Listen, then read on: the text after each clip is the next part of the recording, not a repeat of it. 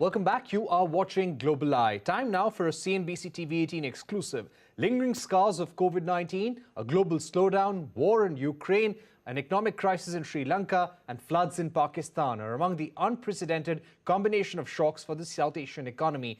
That's the word coming in from the World Bank in their latest outlook for South Asia.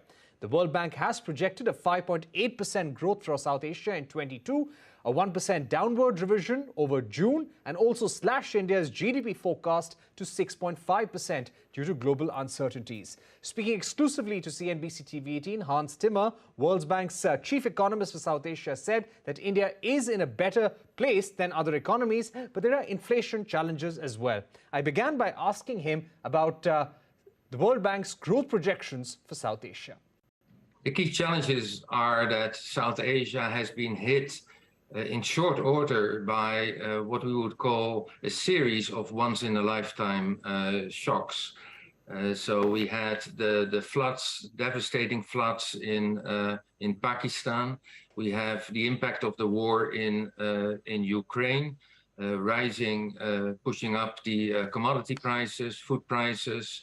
We have a full-blown balance of payments and macroeconomic crisis in Sri Lanka, and that comes on top of the once-in-a-lifetime pandemic, the COVID-19.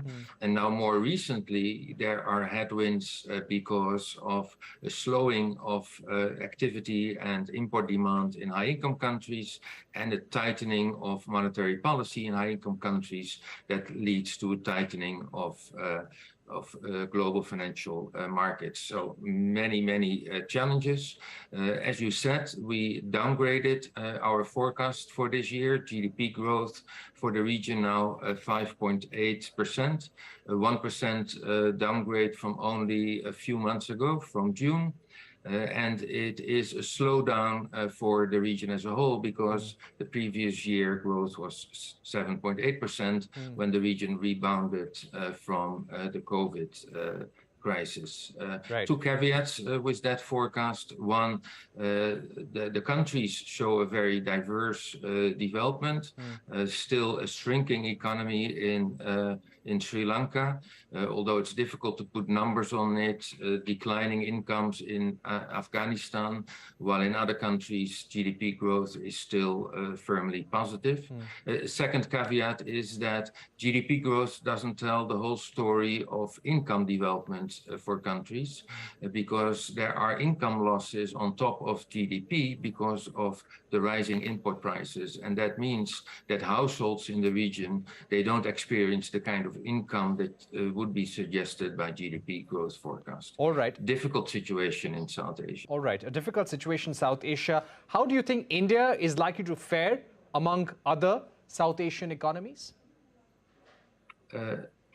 India is still doing relatively well, although it was also downgraded 1 percentage point since June, with now the forecast of 6.5% GDP growth. Again, a slowdown as we see in the rest of the region. India has the same problem with the rising commodity prices, rising input prices, and also the tightening of the global financial markets and weaker demand abroad. As a result of that, we expect that the second half of this calendar year will be relatively weak also for India. All right, you're saying that H2 will be weak for India as well. Now, when it comes to India's export story, how do you think this is going to play out for the rest of the year? It's a mixed bag. Like other countries, the weak demand in the rest of the world doesn't help India, and that puts downward pressure on exports. At the same time, over the last 2 years, since the start of COVID-19, we see very strong exports in what we call the new services. The digital services in general got a boost in in all countries during the COVID pandemic, but especially India benefited a lot from that. And we have seen that coming through in the exports of services now also. So a difficult story on the good side, but very positive signs on the exports of new services. All right.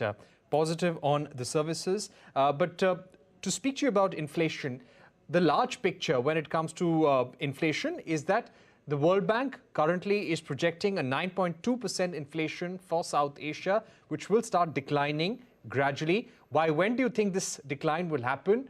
And where does India stand when it comes to this inflation projection?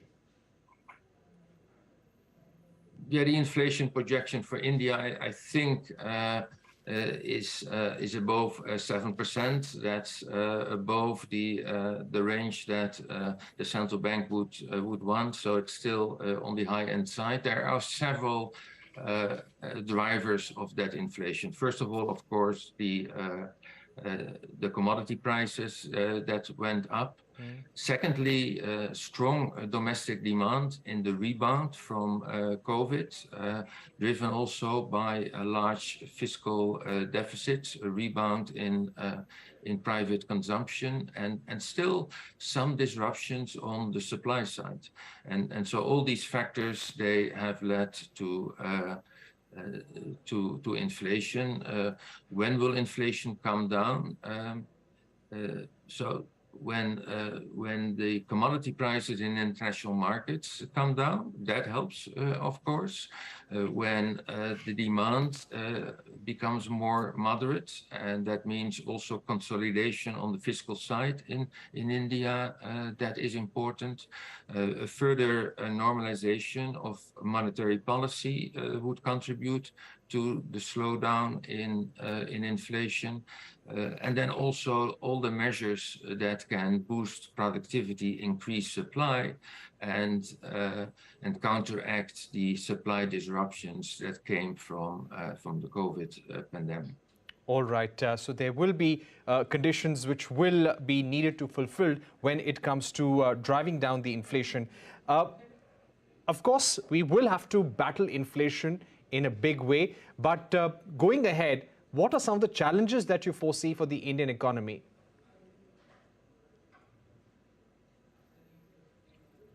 I think the current situation that we just discussed is one of the main challenges, and how to deal with inflation, how to make sure that you have the proper reaction to inflation, avoiding wage price spirals, making sure that the price signals are still working in the economy. And so that means no price subsidies, but direct income subsidies. And India has made great progress in expanding its social protection system since COVID-19, making sure that you don't rely too much on export bans, as we have seen recently, because that can backfire. So that's a big challenge for India. Making sure that going forward you accumulate buffers to absorb new shocks, and the shocks will continue to come.